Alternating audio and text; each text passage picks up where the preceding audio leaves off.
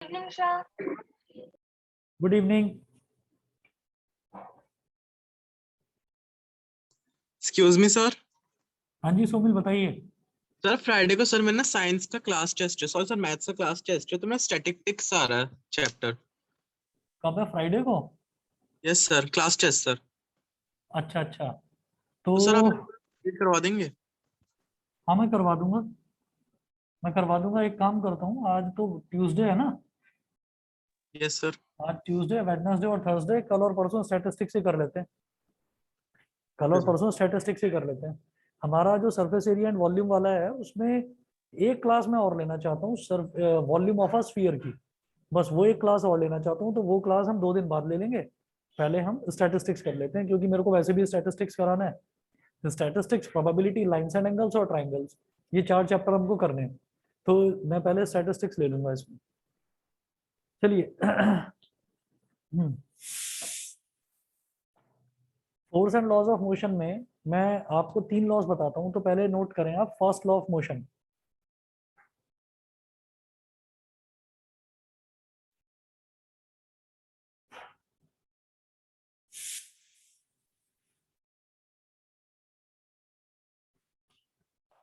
First law of motion का जो definition है वो है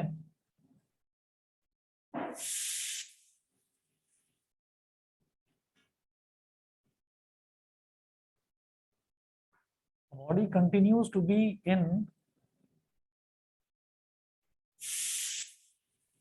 its state of rest or of uniform motion.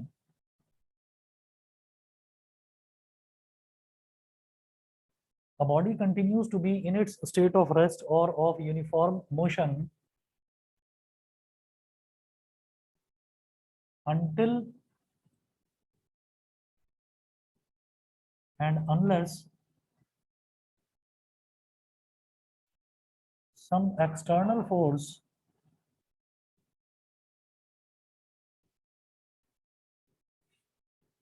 is applied on it. Until and unless some external force is applied on it.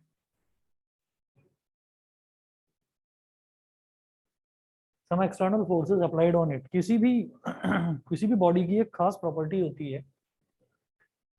किसी भी body की एक खास प्रॉपर्टी होती है कि वो बॉडी अगर रेस्ट में है तो रेस्ट में ही रहना चाहती है, मोशन में है तो मोशन में ही रहना चाहती है। ठीक है। अगर मान लीजिए कोई बॉडी रेस्ट में है तो उसको मोशन में लाने के लिए हमको कोई फोर्स ही तो लगानी पड़ेगी।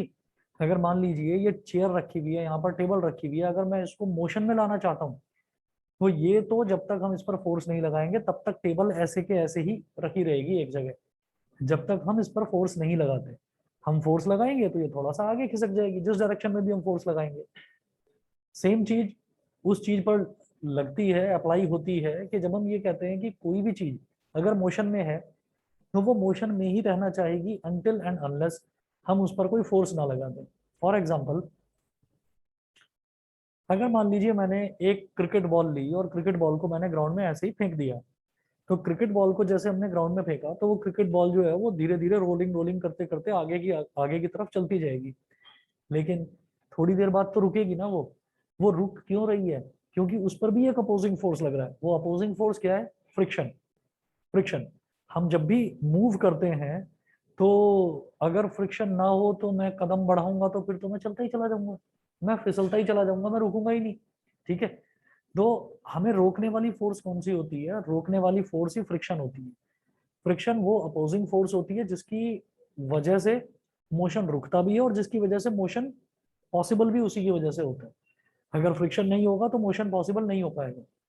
तो हमने ये कहा कि एग्जाम्पल,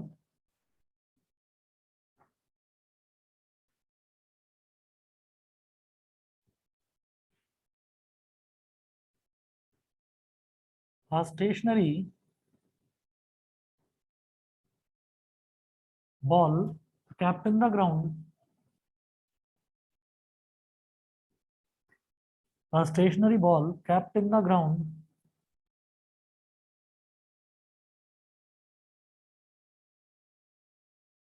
स्टेशनरी का मतलब होता है रुकी हुई बॉल, जिसका कोई जो किसी मोशन में नहीं है, will remain in its position will remain in its position of rest unless we apply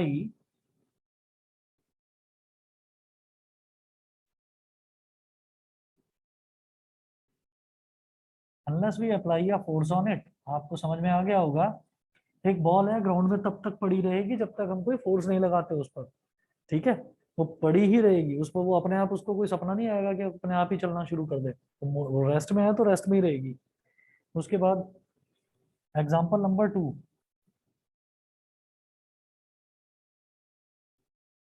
a moving ball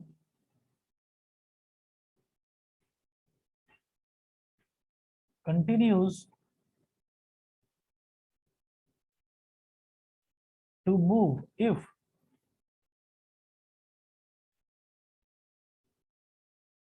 a moving ball continues to move if there was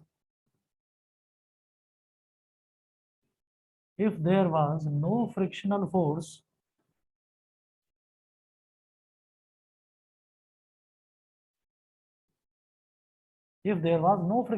to stop it। एक moving ball है, वो move कर रही है तो move करती ही चली जाएगी, करती ही चली जाएगी, वो तब तक मूव करेगी जब तक कोई फोर्स ना लगे उस पर, उसको रोकने के लिए। वो फोर्स कौन सी होती है, हमने तो देखा है ना, एक बॉल को मैंने फेंक दिया, थोड़ी देर बाद रुक जाती है, क्यों? क्योंकि कंटिन्यूअसली उस पर एक फोर्स लगती रहती है जो उसको रोकती है। That force is called frictional force, ठीक है।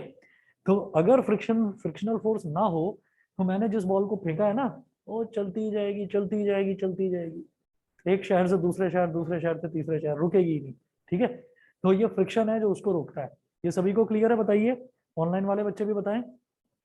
Yes sir. ठीक है, यस सर। चलिए जी आगे बढ़ता हूं फिर मैं।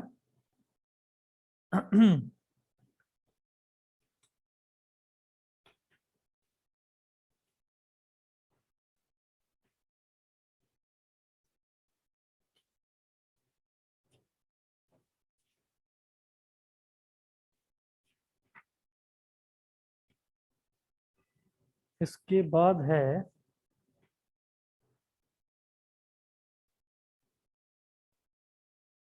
Second law of motion.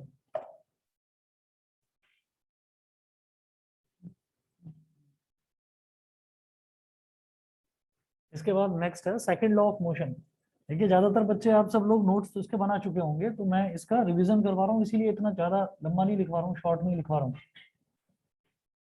Second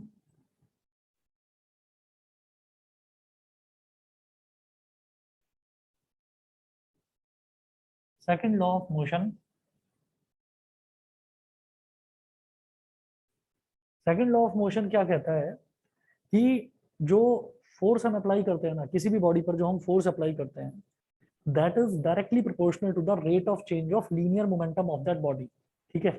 अब शायद ये एक्सप्रेशन पूरा जो है, जो स्टेटमेंट है, वो शायद समझ में नहीं आया होगा, नोट करें। Second law of motion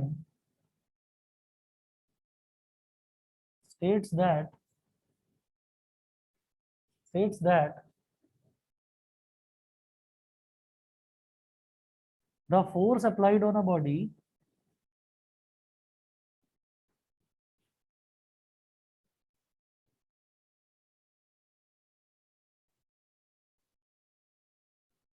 is directly proportional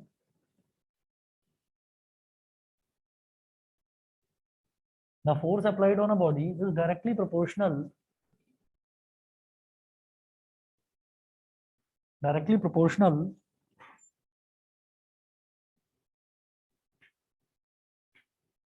to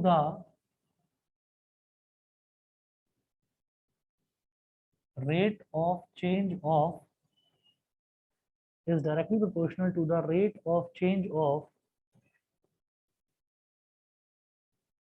momentum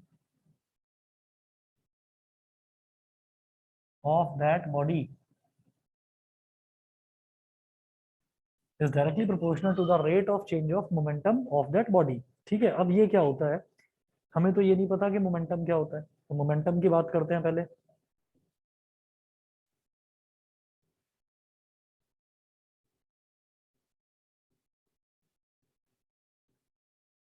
momentum को मैं ये कह देता हूँ, ये P is equal to mv होता है, ठीक है, P is equal to mv। P क्या है? मोमेंटम,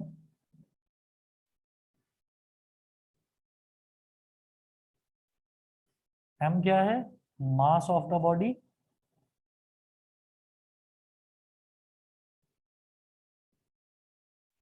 और v क्या है? वेलोसिटी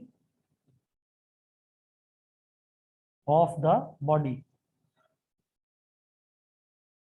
m है mass of the body, v है वेलोसिटी ऑफ द बॉडी। तो अब आप ये देखिए कि जैसे मैं मोमेंटम की बात कर रहा हूँ, तो अब इन्होंने मास को वेलोसिटी में अगर हम मल्टीप्लाई कर देते हैं, तो मास की ऐसा यूनिट होती है बेटा किलोग्राम, और वेलोसिटी की ऐसा यूनिट होती है मीटर पर सेकंड। तो इसी वजह से जब ये दोनों टर्म मल्टीप्लाई हो रही हैं, तो इनकी यूनिट्स भी मल्टीप्लाई हो जाएंगी। तो इसी वजह से जो मोमेंटम है, मोमेंटम की यूनिट होती है किलोग्राम मीटर पर सेकंड, ठीक है, क्योंकि मास की यूनिट है होती है किलोग्राम और वेलोसिटी की यूनिट होती है मीटर पर सेकंड। तो ऐसा ही unit of P, P is, momentum को पी बोल देते हैं, इज kilogram metre per second. Kilogram is for mass and metre per second is for velocity, mass into velocity, mass into velocity, ये हो गया। अच्छा, अब जैसे अगर याद हो तो जैसे ना ये करते थे कि भाई एक्सेलरेशन क्या होता है, तो एक्सेलरेशन को हम ये बोलते हैं कि rate of change of velocity of that body. तो जब भी कभी रेट की बात करी जाएगी ना, रेट की, तो रेट का मतलब ये है कि आप उस टर्म को टाइम से डिवाइड कर देंगे। दोबारा बताता हूँ, फिजिक्स में जब भी कभी रेट की बात करी जाएगी तो उसको हम टाइम से डिवाइड कर देंगे। फॉर एग्जाम्पल, हम फिजिक्स में किसी भी तरीके की बात करते हैं तो physics is all about motion. Physics में मोशन अगर है तो हम स्टडी करेंगे उसको, नहीं तो हम स्टेशनरी चीजों को ज्यादा स्टडी करते नहीं है फिजिक्स में। अपने सिलेबस में जो है, आगे तो स्टेशनरी फिजिक्स का भी है, मतलब अलग, वो तो अलग चीज है, लेकिन 9th क्लास की हम बात करेंगे, तो हम मोशन में अगर चीजें हैं तो हम उनको स्टडी करेंगे। अच्छा, अगर किसी भी चीज का मोशन हो रहा है तो ऐसी कौन सी चीज है जो चेंज हो ही नहीं सकती? टाइम। टाइम तो चेंज हो ही नहीं सकता। टाइम तो जिस तरह से चल रहा है वो चलता ही रहेगा, टाइम तो कभी रुकेगा नहीं, ठीक है। तो वही चीज हमको ध्यान रखनी है कि जब रेट की बात करेंगे तो हम हमेशा टाइम से डिवाइड करेंगे, ठीक है। अगर मान लीजिए हम कभी भी रियल लाइफ में जब हम किसी चीज को खरीदते हैं या बेचते हैं, तो जब हम उसकी बात करते हैं तो वहां पर जो मेन चीज है जो चेंज नहीं होती वो क्या है? वो है रुपया, वो है रुपया। रुपया क्यों चेंज नहीं होता? भाई आपको अगर शुगर लेने जाना है तो भी आपको पैसा चाहिए, रुपए चाहिए। अगर आपको नोटबुक लेने जाना है तो भी आपको रुपए चाहिए। कोई और चीज लेने जाना है तो भी रुपए चाहिए। तो money is something which is not changed in purchasing और सेलिंग एनीथिंग। आप अगर कुछ चीज बेचेंगे तो भी आपको रुपए चाहिए, अगर आप कोई चीज खरीदेंगे तो आपको देने के लिए रुपए चाहिए, ठीक है। तो रुपीज तो लगता ही है वहां पर।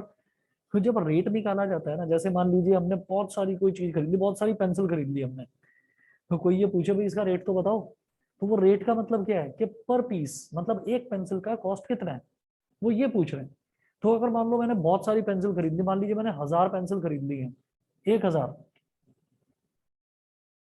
1000 पेंसिल मैंने खरीदी है, तो कोई ये पूछेगा कि भाई इसका रेट तो बताओ, तो मैं ये कहूंगा रेट तो मुझे नहीं पता।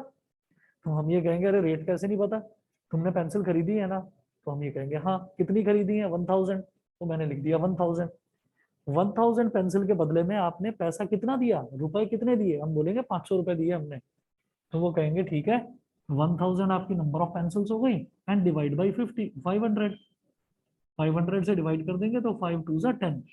तो इसका मतलब एक जो पेंसिल है वो 2 रुपए की आई, ठीक है। तो ये कैसे निकाला? ये हमने रुपए से उसको डिवाइड कर दिया।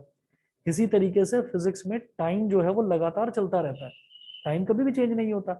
तो इसलिए फिजिक्स में जब भी कभी रेट की बात करी जाएगी तो we will divided by time, हम उसको टाइम से डिवाइड करेंगे।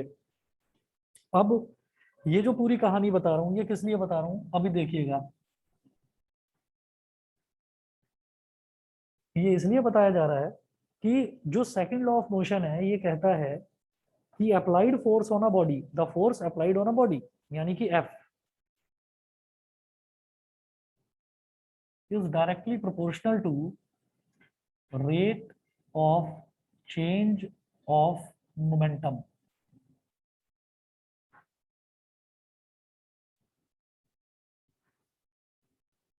Rate of change of momentum. तो रेट कैसे निकाला जाएगा? रेट ऑफ चेंज किसका? मोमेंटम का। रेट किसका? चेंज ऑफ मोमेंटम का। तो चेंज ऑफ मोमेंटम को रेट यानी कि टाइम से डिवाइड कर दीजिए। ठीक है, रेट जब भी है तो आपको क्या करना होगा, आपको टाइम से डिवाइड कर देना है, तो वो अपने आप ही रेट निकल जाएगा। तो ये हो गया F is directly proportional to change of momentum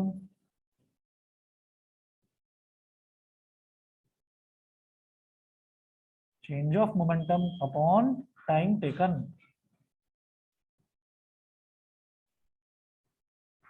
ठीक है, change of momentum upon time taken. ठीक, ये हमारा हो गया फोर्स। अब चेंज ऑफ मोमेंटम क्या है? अब खुद सोचिए, हम ये बोलते हैं कि किसी ऑब्जेक्ट की वेलोसिटी 5 मीटर पर सेकंड है, थोड़ी देर बाद उसकी वेलोसिटी बढ़कर हो गई 8 मीटर पर सेकंड। तो कितना चेंज हुआ? पहले 5 मीटर पर सेकंड थी किसी भी बॉल की वेलोसिटी, पहले 5 मीटर पर सेकंड थी, थोड़ी देर बाद बढ़कर हो गई 8 मीटर पर सेकंड। तो चेंज कितना हुआ? 3 मीटर पर सेकंड का चेंज हुआ ना भाई, 5 से बढ़कर 8 हो गया, तो कितना चेंज हुआ? 3। सोच क्यों रहे हो इतना? सोच क्यों रहे हो? बताओ, 3 का चेंज हुआ। ये कैसे पता चला? पहले वेलोसिटी कितनी थी? 5। बाद में वेलोसिटी कितनी हुई? 8। तो बाद वाली वेलोसिटी यानी कि फाइनल वेलोसिटी में से इनिशियल वेलोसिटी को सब्ट्रैक्ट कर दिया, तो चेंज आ गया। इसी तरह से चेंज ऑफ मोमेंटम मतलब final momentum minus initial momentum. ठीक है, तो क्या कहूंगा मैं? F is P2 minus P1। एक मिनट बेटा, हाँ P2 माइनस P1। हम ये कहेंगे final momentum, final momentum minus initial momentum, final momentum minus initial momentum and divide by time taken को बोल देते हैं स्मॉल टी, है ना। अच्छा, अब मुझे पता है किसी भी ऑब्जेक्ट की फाइनल वेलोसिटी को मैं बोलता हूँ v और इनिशियल वेलोसिटी को मैं बोलता हूँ u, है ना। Final velocity is v and initial velocity is u। तो जब फाइनल वेलोसिटी v है, तो अब कोई ऑब्जेक्ट है, कोई ऑब्जेक्ट है, मान लो मैं स्कूटर चला रहा हूँ, स्कूटर 10 किलोमीटर पर आवर की स्पीड पर चला रहा था, चलता जा रहा है 10 पर, चलता जा रहा है, चलता जा रहा है। तभी मेरे को लगता है कि भाई मैं तो टाइम पर पहुंच नहीं पाऊंगा, मैं तो बहुत स्लो चल रहा हूँ, तो मैं थोड़ी सी स्पीड बढ़ा लेता हूँ, चलो 15 किलोमीटर पर आवर कर लेते हैं उसको। ठीक है, तो अब हम ये कहेंगे कि पहले जो हमारा स्कूटर था उसकी स्पीड थी 15 किलोमीटर 10 किलोमीटर पर आवर, तो वो उसकी इनिशियल वेलोसिटी हो गई। ठीक है, स्कूटर का मास, मान लो स्कूटर आपका 100 किलो का है या 200 किलो का है, मान लो आप, है ना, तो स्कूटर का मास तो उतना ही रहेगा। जब आप स्पीड बढ़ाकर 15 किलोमीटर पर आवर कर देंगे तब भी स्कूटर का मास उतना ही रहेगा, मास तो नहीं चेंज होने वाला। इसका मतलब कि मास इनटू फाइनल वेलोसिटी अगर मैं कर दूंगा तो फाइनल मोमेंटम आ जाएगा, और मास इनटू इनिशियल वेलोसिटी कर दूंगा तो इनिशियल मोमेंटम आ जाएगा। तो फाइनल मोमेंटम क्या होगा?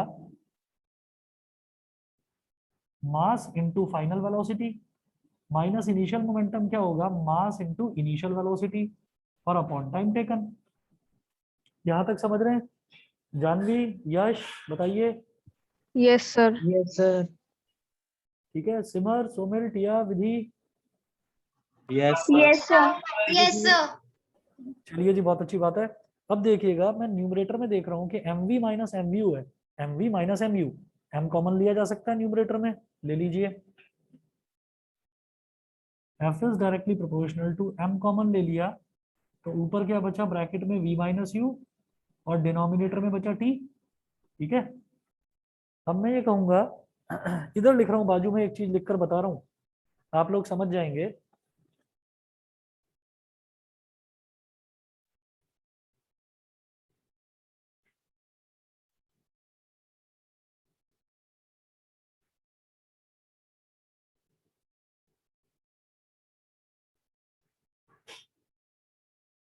बल्कि इसको बोलो इक्वेशन नंबर 1, इक्वेशन नंबर 1, और फिर यहां पर कहिए कि from first equation of motion, याद रखना मैं फर्स्ट लॉ ऑफ मोशन की बात नहीं कर रहा हूं, मैं फर्स्ट इक्वेशन ऑफ मोशन की बात कर रहा हूं। तो फर्स्ट इक्वेशन ऑफ मोशन क्या है? देखिए, v is equal to u plus at। ठीक है। अच्छा u को इधर ले आओ तो क्या हो जाएगा, v minus u is equal to a t. चलिए ये भी ठीक है। अब टाइम इधर a और t मल्टीप्लाई हो रहा है, तो t को डिनोमिनेटर में ले आओ तो क्या हो जाएगा, v minus you upon T is equal to A. ये बताइए ये समझ में आया कि नहीं? Yes sir. Yes, sir. Is equal to A हो गया, तो ये फर्स्ट इक्वेशन ऑफ मोशन से ये चीज हमने डिराइव कर ली। तो इसका मतलब v minus you upon t की जगह मैं a लिख सकता हूँ, है ना। Substitute this value in equation number 1।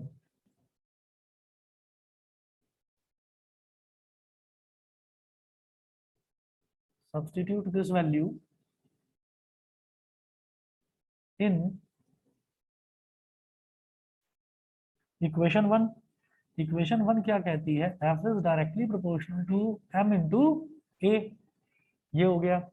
अच्छा, एक रूल होता है कि जब भी कभी कोई प्रोपोर्शनैलिटी साइन लगा रहता है ना, तो प्रोपोर्शनैलिटी साइन को हटाकर इक्वालिटी साइन किस तरह से लगाया जाता है कि हम कोई कांस्टेंट से मल्टीप्लाई कर देते हैं उसको। हम ऐसा करेंगे इसको कि f is equal to k into m into ए।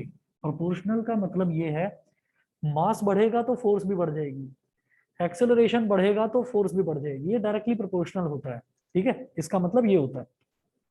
तो f इज इक्वल टू के एम है। Generally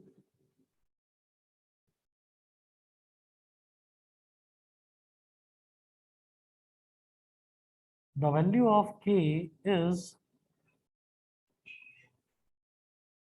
chosen to be equal to 1। 1 के बराबर होता है, तो f is equal to 1 into m a. तो f की वैल्यू हो गई एम ए। ये बहुत इंपॉर्टेंट रिलेशन है। और ये जो force is equal to mass into acceleration, ये रिलेशन डिराइव कहाँ से हुआ, ये न्यूटन के सेकंड लॉ ऑफ मोशन से डिराइव हुआ। जनरली बच्चे क्या गलती करते हैं, अगर कोई पूछ लेता है ना, टीचर वाइवा में पूछ लेता है या एग्जाम में पूछ लेता है कि न्यूटन का सेकंड लॉ ऑफ मोशन क्या है, तो वो याद रख लेते हैं एफ इज इक्वल टू मा। मा, ये जो फोर्स है, ये फोर्स कहाँ से आई, ये फोर्स माँ से आई। याद रखने के अलग अलग तरीके हैं, ठीक है, कि कहीं कंफ्यूजन ना हो जाए। तो ये जो फोर्स है, ये जो थप्पड़ लगाया अभी, ये किसने लगाया, ये माँ ने लगाया, ठीक है। तो ऐसे याद रख लेते हैं कि force is equal to mass into acceleration. अगर आप सीधा सीधा ये लिखकर आ जाओगे ना तो गलत हो जाएगा, याद रखना। ये जो है, ये होता है जैसे कहते हैं ना, किसी चीज का नतीजा, उसको हम बोलते हैं कॉन्सिक्वेंस, ठीक है। किसी चीज का नतीजा, रिजल्ट या कॉन्सिक्वेंस, ये सेकंड लॉ ऑफ मोशन का कॉन्सिक्वेंस है। सेकंड लॉ ऑफ मोशन को यूज करके आप ये चीज, ये रिलेशन प्रूव कर सकते हैं। लेकिन ये सेकंड लॉ ऑफ मोशन नहीं है। सेकंड लॉ ऑफ मोशन ये है, applied force is directly proportional to rate of change of momentum. हमेशा याद रखिएगा, आज 9th क्लास में है, अगर आप आगे 10th में तो खैर आपको फिजिक्स पढ़नी ही है, अगर आप 11th में भी 12th में भी आगे भी ऑप्ट करते हैं ना साइंस के लिए, तो फिजिक्स में ये चीज याद रखिएगा कि जहां भी रेट की बात करी जाएगी वहां पर आपको टाइम से डिवाइड कर देना है। जिस चीज का भी रेट निकाला जाएगा आपको उसको टाइम से डिवाइड कर देना है, बस ये काम है, ठीक है। ऐसा करते क्यों है, क्योंकि time is something which never stops. Time कभी रुकता नहीं है। वेलोसिटी रोकी जा सकती है, चला रहे हो स्कूटर, रोक लो, लगा लो ब्रेक, वेलोसिटी कितनी हो गई, 0 हो गई, तो वेलोसिटी रोक दी ना आपने। डिस्टेंस दौड़ते जा रहे हो, रुक जाओ भाई, अब मैं कोई डिस्टेंस ट्रेवल ही नहीं कर रहा हूँ क्योंकि मैं तो रुक गया हूँ, ठीक है। आप सारी चीजों को रोक सकते हैं, आप टाइम को नहीं रोक सकते। तो anything which is non changeable, उसको हम ये कह देते हैं कि उससे जब डिवाइड करते हैं तो रेट निकाला जाता है। तो रियल टाइम वर्ल्ड में जहां पर कॉमर्शियल सिचुएशंस होती हैं, अकाउंट्स वाली सिचुएशंस, बाइंग, परचेजिंग, सेलिंग, वहां पर रुपी is something which can't be changed, ठीक है। मैं इंडियन कंटेक्स्ट की बात कर रहा हूँ। अगर हम किसी और कंट्री की बात करेंगे तो वहां पर उनकी करेंसी लेंगे, डॉलर ले लेंगे, पाउंड ले लेंगे, यूरो ले लेंगे, ठीक है। तो जब भी कभी हम कॉमर्स से रिलेटेड बात करेंगे तो वहां पर रेट निकाला जाता है टाइम से डिवाइड कर, रुपी से डिवाइड करके। और जब हम फिजिक्स की बात करेंगे तो वहां पर रेट निकाला जाता है टाइम से डिवाइड करके। तो exact second law of motion ये है, ये उसका कॉन्सिक्वेंस है, उससे प्रूव करके ये चीज निकाली गई। हालांकि इसका बहुत यूज होता है, इस पर न्यूमेरिकल्स आते हैं। आप लोग देखें बेटा, यहाँ तक क्लियर है सभी को, बताइए। Yes, sir. Yes sir. ठीक है, यस सर। चलिए। अच्छा, एक चीज और आपको बताऊंगा, जैसे फर्स्ट लॉ ऑफ मोशन है, तो फर्स्ट लॉ ऑफ मोशन में एग्जाम में क्या होता है कि एग्जाम में ना कुछ क्वेश्चंस पूछ लिए जाते हैं कि इस चीज को एक्सप्लेन करें कि ये ऐसा क्यों हुआ। तो फर्स्ट लॉ ऑफ मोशन का कोई न्यूमेरिकल तो बनता नहीं है, लेकिन फर्स्ट लॉ ऑफ मोशन के कुछ ना एप्लीकेशन बेस्ड क्वेश्चंस बनते हैं। देखिए कैसे।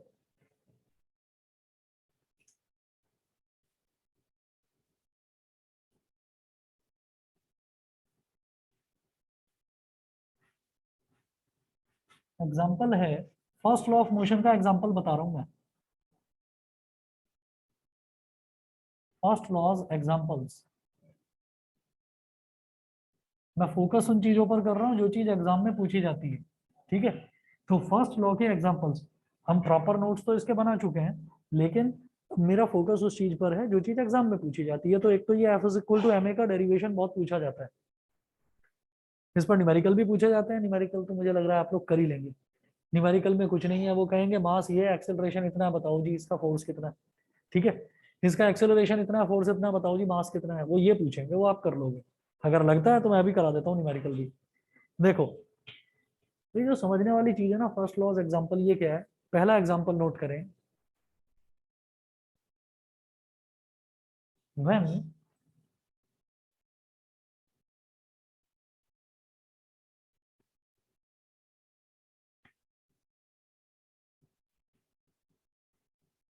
व्हेन अ हॉर्स या when a moving horse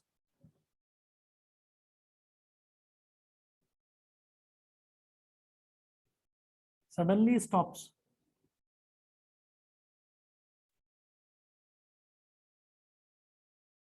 the rider is thrown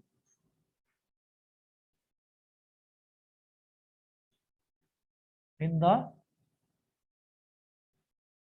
forward direction.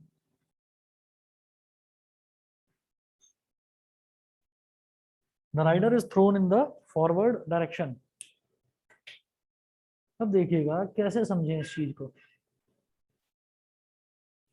हम एक घोड़े पर बैठे हुए हैं, हम राइडर हैं, घोड़ा चला रहे हैं, घोड़ा चलता जा रहा है, चलता जा रहा है, चलता जा रहा है। अचानक घोड़े को पता नहीं क्या होता, रुक जाता है। तो अब हम ये कहते हैं कि कोई भी चीज जो है ना, वो हम ये देखते हैं कि वो सिस्टम में क्या क्या चीजें आ रही हैं। सिस्टम क्या चीज है? सिस्टम ये चीज है कि जैसे मान लीजिए कि मैं घोड़े पर बैठा हुआ हूं, तो अब घोड़ा और मैं, हम एक कंप्लीट सिस्टम बन गए। Horse with the rider, horse with the rider, तो ये कंप्लीट सिस्टम है। हम गाड़ी में बैठे हुए हैं, फैमिली के 5 लोग, 6 लोग, 10 लोग, जितने भी लोग हैं फैमिली में, वो बैठकर एक गाड़ी में जा रहे हैं। तो टुगेदर हम उस कार का हिस्सा बन गए हैं, हम उस कार के सिस्टम का एक हिस्सा बन चुके हैं। अब उसमें भी कुछ चीजें बहुत और ज्यादा बारीकी से देखी जा सकती हैं। जैसे हम घोड़े पर बैठे हुए हैं, तो अब 2 चीजें हैं जो साथ में जुड़ी हुई हैं, घोड़ा और घोड़े पर बैठा हुआ राइडर।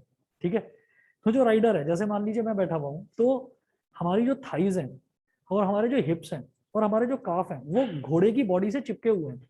लेकिन जो हमारा अपर पोर्शन है, कमर से ऊपर वाला जो पोर्शन है, वो तो हवा में है, वो घोड़े से चिपका हुआ नहीं है, वो घोड़े की बॉडी से जुड़ा हुआ नहीं है। तो इसका मतलब क्या है कि सिस्टम का पार्ट जो है वो हमारा लोअर पोर्शन हो गया, lower portion of the body, और जो अपर पोर्शन है वो हवा में है।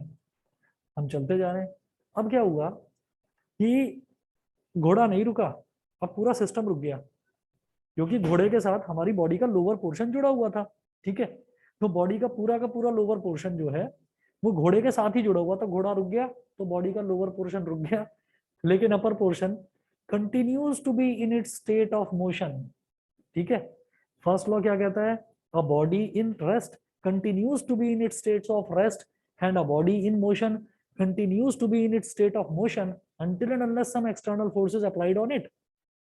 तो लोअर पोर्शन तो रुक गया, अपर पोर्शन जाने लगा आगे की तरफ। ठीक है, तो इसलिए जैसे ही घोड़ा अचानक से रुकता है तो अपर पोर्शन आगे जाने की कोशिश करता है, लेकिन अपर पोर्शन अलग तो है नहीं, बॉडी से अलग तो नहीं है, बॉडी से जुड़ा हुआ है। ठीक है, तो वो जो बॉडी से जुड़ा हुआ है तो बॉडी उसको रोक लेती है, वो जो बॉडी की फोर्स है वो उसको रोक लेती है कि भाई रुक जा, तू हमारे बॉडी का ही हिस्सा है। ठीक है, नहीं तो अपर पोर्शन निकल के आगे चला जाता है। समझ में आ गया?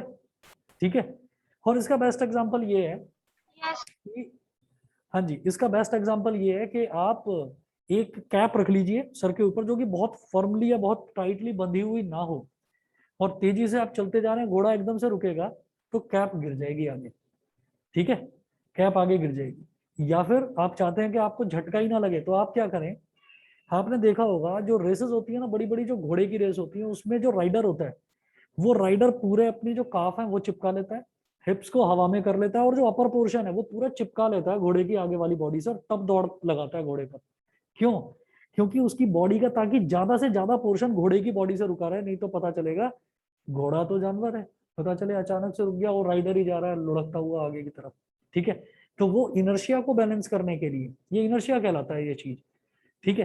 तो उस चीज के लिए अब फॉर एग्जांपल दूसरी चीज आप सोचिए, दूसरा एक एग्जांपल देते हैं कि जैसे when a moving horse suddenly stops, the rider is thrown in the forward direction। ऐसे ही मैं दूसरा एग्जांपल लेता हूं,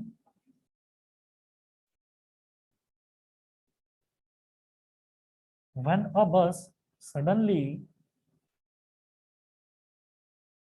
suddenly starts moving,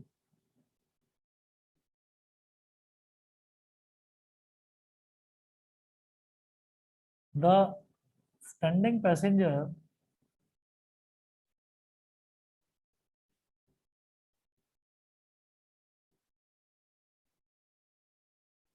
experiences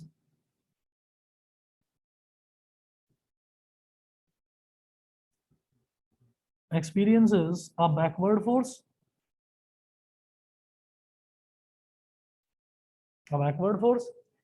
जो उसके अंदर बस के अंदर जो पैसेंजर खड़ा हुआ है उसको ऐसा लगता है कि किसी ने ना उसको पीछे को धक्का दे दिया हो, है ना, वो पीछे को ऐसे झटका लगता है। रीजन क्या है?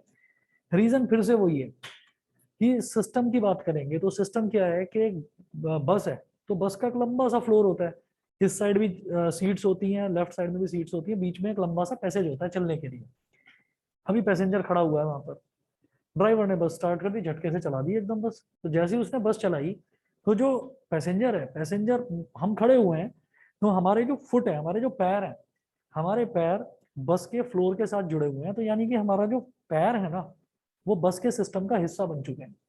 बस जैसे ही चली, हमारे पैर तो एकदम से चल गए, लेकिन हमारी अपर बॉडी रेस्ट में थी, तो वो पीछे ही रहना चाहेगी, वो चाहेगी कि मैं रेस्ट में ही रहूं, तो अपर बॉडी तो वहीं रह गई और नीचे से पैर आगे को चले गए।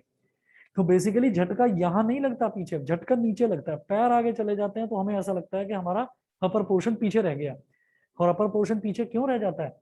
Due to first law of motion, क्योंकि हमारा जो अपर पोर्शन है it was in rest and it wants to be, it tends to remain at rest until and unless some external force is applied on it।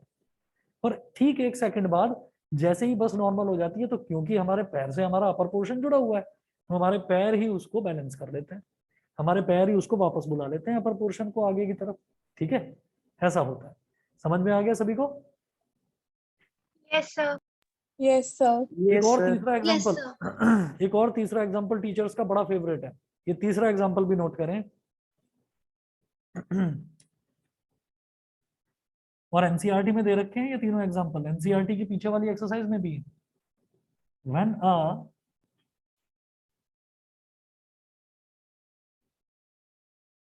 Hanging carpet is beaten with a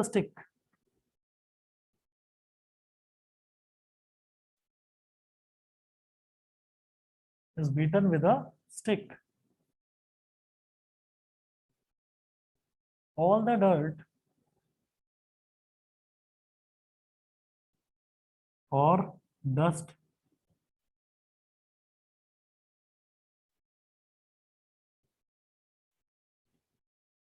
gets removed from it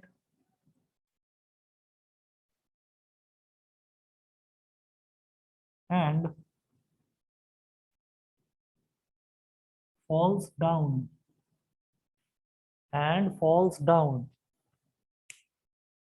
अब समझना जरा, आप ये मान लीजिए ये hanky है, आप ये मान लीजिए कि ये एक कारपेट है।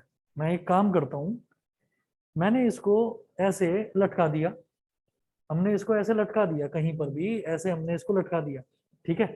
लटकाने के बाद में हम एक स्टिक लेते हैं और स्टिक से इसको ऐसे ऐसे ऐसे ऐसे मारते हैं।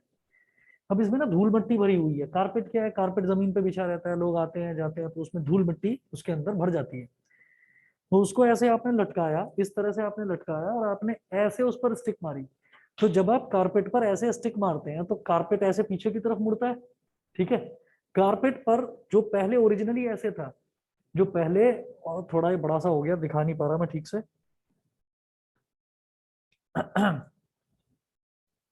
ऐसे कर लीजिए, अब शायद समझ में आ जाए कि कारपेट जो ओरिजिनली ऐसे था, इस पर मैंने स्टिक से मारा तो ये कारपेट पीछे हो गया। तो कारपेट ओरिजिनली ऐसे था तो इसके डस्ट पार्टिकल्स जो इस पर थे वो भी तो ऐसे ही रहेंगे। आपने जो स्टिक मारी है वो कारपेट पर मारी, कारपेट चला गया पीछे।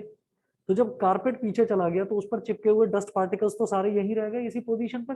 कारपेट यहाँ चला गया, डस्ट पार्टिकल्स इसी सीधी लाइन में रह गए, ठीक है। तो जितनी देर में कारपेट वापस आएगा ग्रेविटी उन डस्ट पार्टिकल्स को नीचे खींच लेगी, ठीक है। तो हम एक, आजकल तो देखिए आप लोगों ने ये चीज देखी नहीं होगी, पहले ये होता था कि जो बड़े बड़े ऑफिसेज होते थे उन ऑफिसेज की मंथली या 15 दिन में एक बार साफ सफाई करी जाती थी कायदे से, उनके कारपेट वगैरह निकाल कर। तो कारपेट निकाल दिया जाता था और उस दिन की ऑफिस की छुट्टी होती थी। छुट्टी वाले दिन, संडे वाले दिन ये काम होता था कि वहां से कारपेट निकालते थे और जो भी नीचे का फ्लोर होता था उसकी साफ सफाई कर देते थे। आजकल ये काम 1-1.5 घंटे में ही हो जाता है, तो छुट्टी की जरूरत नहीं पड़ती क्योंकि आजकल वैक्यूम क्लीनर्स आ चुके हैं। तो पहले क्या होता था, पहले बड़े बड़े क्लिप लेकर और लोग उसको लटका दिया करते थे कारपेट को, ठीक है। और कारपेट को इस तरीके से डंडी से ऐसे मार मार के मार मार के वो कारपेट पीछे जाता था और जो भी धूल थी वो उसी पोजीशन पर रह जाती थी और फिर वो वहीं के वहीं नीचे गिर जाती थी ड्यू टू ग्रेविटी। तो कारपेट जिस पोजीशन में इनिशियली लटका हुआ है ना, उसके ठीक नीचे एक स्ट्रेट लाइन धूल की बन जाती थी। धूल जो है वो इधर उधर नहीं फैलती थी, इनिशियली तो इधर उधर फैलती थी, तो वो ग्रेविटी की वजह से वहीं नीचे गिर जाती थी, एक स्ट्रेट लाइन में गिर जाती थी। ऐसा क्यों होता था? क्योंकि dust particles tend to remain at rest, ठीक है। क्योंकि आप जो स्टिक मार रहे हैं वो किस पर मार रहे हैं, कारपेट पर मार रहे हैं। तो कारपेट तो आगे चला जाएगा लेकिन डस्ट पार्टिकल्स वहीं रह जाएंगे और डस्ट पार्टिकल्स वहीं के वहीं गिर जाएंगे, ठीक है। और इस तरीके से जो डस्ट पार्टिकल्स हैं वो उसमें से रिमूव हो जाएंगे और कारपेट साफ हो जाएगा। ऐसे किया किया करते थे और आज भी ऐसे ही करते हैं जहां पर वैक्यूम क्लीनर की फैसिलिटी नहीं होती। बताइए, सबको समझ में आ गया इतना? Yes, sir. ठीक है, तो इसको Yes, अपनी sir. लैंग्वेज में जैसे आप चाहें वैसे आप लिख सकते हैं, इस एग्जाम्पल को एक्सप्लेन कर सकते हैं। ये एग्जाम्पल पूछा जाता है 1 या 2 नंबर का, जो भी पूछा जाएगा। अच्छा, ये भी डिपेंड करता है कि आपके स्कूल एमसीक्यू ले रहे हैं या नहीं ले रहे हैं, क्योंकि कई स्कूल्स ने ऐसा कर रखा है कि 9th क्लास में और 11th क्लास में, क्योंकि कंपल्शन नहीं है उनके ऊपर, बोर्ड ने सजेस्ट तो किया है 10th और 12th में तो कंपलसरीली उनको करना ही करना है एमसीक्यू, लेकिन कई स्कूल्स 9th में और 11th में वो पैटर्न फॉलो नहीं कर रहे हैं। तो अगर आपके स्कूल में भी पैटर्न फॉलो होता है तो भी बता देना मुझे, नहीं फॉलो होता है तो भी बता देना, उस तरीके से हम तैयारी कर लेंगे, ठीक है। अच्छा, ये था न्यूटन का second law of motion. First law of motion के ये इंपॉर्टेंट एग्जांपल्स हैं। सेकंड लॉ ऑफ मोशन जो है वो ये है, उसका कॉन्सिक्वेंस है F is equal to ma। एक न्यूमेरिकल देख लेते हैं।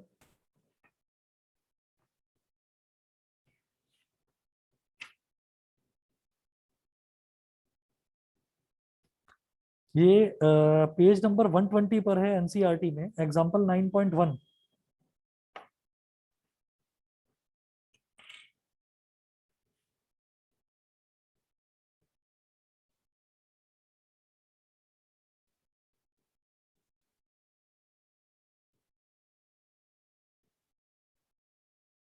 Example 9.1.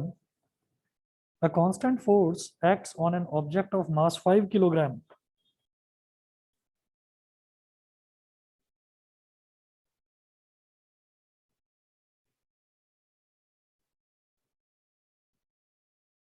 A constant force acts on an object of mass 5 kilogram, on an object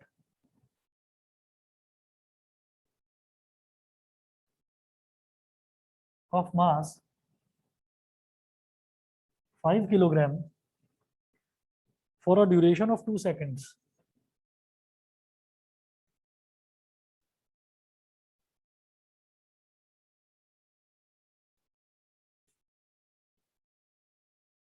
For a duration of 2 seconds, full stop. It increases the object's velocity from 3 meter per second to 7 meter per second. it increases the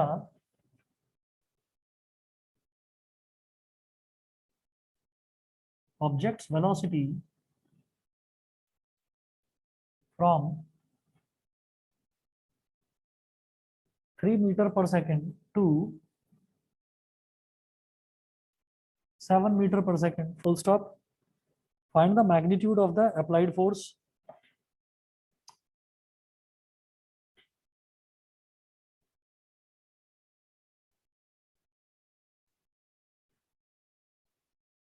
Find the magnitude of the applied force. बेटा magnitude का मतलब होता है value. Find the magnitude of the applied force. Full stop. Now, if the force was applied for a duration of 5 seconds, now if the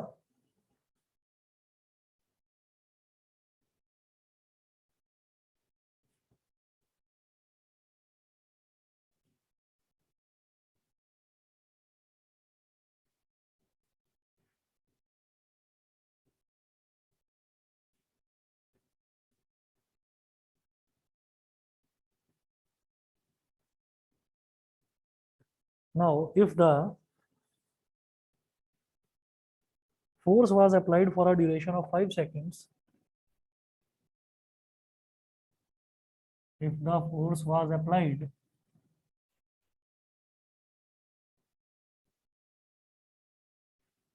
for a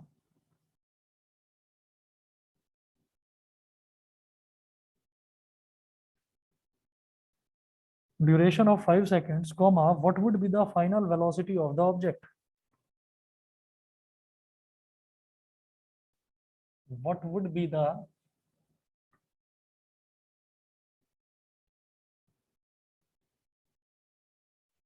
final velocity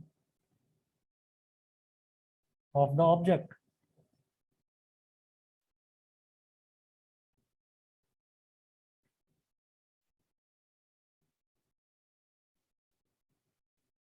What would be the final velocity of the object?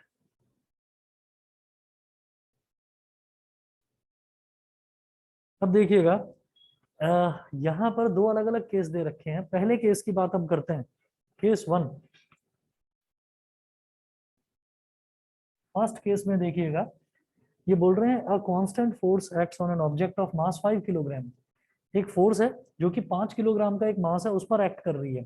ठीक है, for a duration of 2 seconds. तो कितने duration के लिए वो force लगाई जाती है? 2 सेकेंड्स के लिए. 2 सेकेंड्स में वो उस ऑब्जेक्ट की वेलोसिटी जो कि 3 मीटर पर सेकेंड थी, मतलब इनिशियल वेलोसिटी 3 मीटर पर सेकेंड थी, उसको बढ़ाकर वो 7 मीटर पर सेकेंड कर देती है. मतलब फाइनल वेलोसिटी हो गई 7 मीटर पर second. Find the magnitude of the applied force. ठीक है, तो V है, U है और T है. तो मैं क्या करूंगा, V, U और T है तो मुझे A निकालने में आसानी रहेगी. मैं फोर्स निकालूंगा. फोर्स कैसे निकलेगी? मास इंटू एक्सेलरेशन से. मास दे रखा है 5 किलोग्राम, एक्सेलरेशन निकल जाए तो बात बन जाए. ठीक है, अब देखो V है, U है और T है, तो हम ये कहेंगे by first equation of motion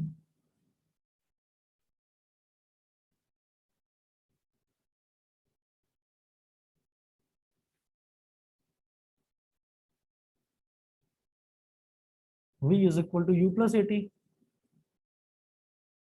V minus U is equal to AT. खैर वैल्यू डालो. V कितनी है 7, U कितना है 3 is equal to A multiplied by T कितना है 2. 4 is equal to हो गया 2A, तो 2 डिनोमिनेटर में आ जाएगा, तो A कितना हो गया 4/2, 2 1 जा 2, 2 2 जा 4. तो एक्सेलरेशन की वैल्यू हो गई 2 मीटर पर सेकंड स्क्वायर. बताइए क्लियर है कि नहीं? ऑनलाइन वाले स्टूडेंट्स बताएं. यशिका, यश, जानवी, Yes, sir. Yes, प्रिया, sir. सोनल, सिमर, जानवी, विधि, सभी को क्लियर? Yes, sir. चलिए जी, ठीक है. एक्सेलरेशन आ गया 2 मीटर पर सेकंड स्क्वायर. अब वो पूछ रहे हैं find the magnitude of the applied force. तो फोर्स कितना हो जाएगा? m into a. Newton. हाँ न्यूटन में आएगा बेटा, फोर्स की यूनिट न्यूटन होती है। तो मास हो गया 5 किलोग्राम और एक्सेलरेशन है 2 मीटर पर सेकंड स्क्वायर, तो 10 न्यूटन। बिल्कुल 10 न्यूटन। अब उसके बाद मैं आगे करता हूँ केस सेकंड।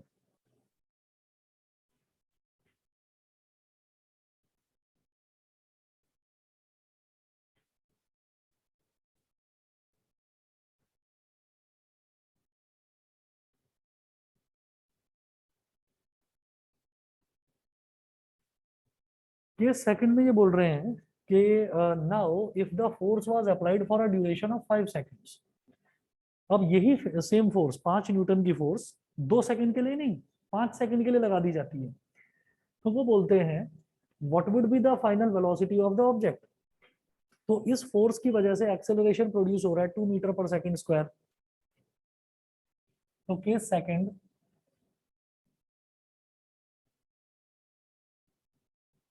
फोर्स है हमारी कितनी 10 न्यूटन, फोर्स है 10 न्यूटन, और जो मास है वो मास वही रहेगा कितना 5 किलोग्राम। तो एक्सेलरेशन भी वही है हमारा 2 मीटर पर सेकंड स्क्वायर, लेकिन ये जो फोर्स है ये अब लगाई जाती है 2 सेकंड के लिए, ठीक है। तो इनिशियल वेलोसिटी तो रहेगी बेटा same 3 metre per second, acceleration है 2 मीटर पर सेकंड स्क्वायर, और कितने टाइम के लिए लगाई जाती है फोर्स 5 सेकंड के लिए। 5 सेकंड के लिए what would be the final velocity of the object. तो देखिए u है, a है और t है, और मुझे फाइनल वेलोसिटी यानी कि v बतानी है, तो कौन सी इक्वेशन यूज करूं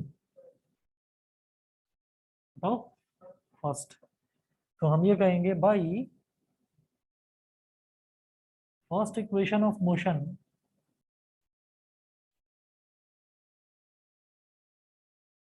v is equal to u plus a t. तो u कितना है 3, a कितना है 2 और t कितना है 5। तो 3 + 2 5 = 10, तो ये हो गया बेटा 13 मीटर पर सेकंड। बोलिए समझ में आया कि नहीं। Yes, sir. Yes, sir.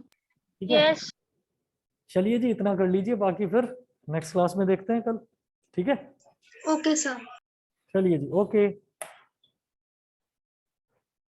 Bye sir. Okay Thank bye, you, sir. Okay Thank you, sir. Okay Thank you, sir. Okay. Thank you, sir.